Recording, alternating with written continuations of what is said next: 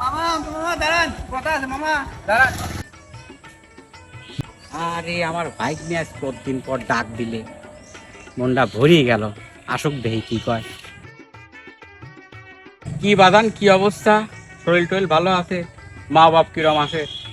মামা বাড়ির সবাই ভালো আছে, কারোর কোনো সমস্যা নাই, কিন্তু আমি শেষ, আমার বিপদ আছে।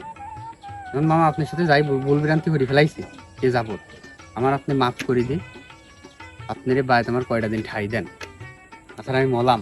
আরে পাগল তোরা, ছোট মানুষ, তোরাই তো ভুল করবি, সমস্যা নাই। কি হয়েছে কি কথা, কি সমস্যা?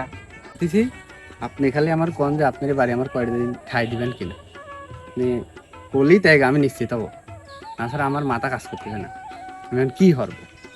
আরে ঠাই মানে তুই সারা জীবন থাকবি? কি হয়েছে কদেই, তুই থাকবি আমার ভাই থাকবি কিরা? এক এক ভাগ নিয়ে আমার আসি থাই আমার থাকবি, তাই কি হয়েছে আমার? তুই কি হয়েছে তুই তাই ক। মামা পরীক্ষার রেজাল্ট দিছে, জানেনই তো, পরীক্ষায় গেছি ফেল। আব্বা বাইতিন কয়েছে তুই বাইতিন চলে যা, তুই আমার বাড়িতে আসিস নি। আমি এখন কোনে যাবো, ওই জন্য এখন আপনার বাড়িতে আইসি, এখন আপনি যা হবেন করেন। হরছে কি রে? ওই কাম নাই কাজ নাই, লেখাপড়াই কাম। আর বলে ফেল গেছে, আর আমি বলে ওই ঠাই দেবো, আর ঠাই দিলে আমার আর তোর আমার ভাই আমার তুলি ভাই আমার থাকতে দেবি না, আমার আমার সহ্য পায়নি, শুরু করবি না। এই লাঠি কোনে গেল দেই তো, আজ বাড়ি নিয়ে এই দির বাড়ি নিয়ে আগে ঠাই দেবো। ঠাই তুই আয়, তোর এই গায়ে তোর ঠাই দেয় কিনা আমি তাই দেখবো। তোর লেয়া পড়া নাই, তোর পড়া নাই, শোনা নাই, তুই ফেল যাবি আর নাটক নাকি?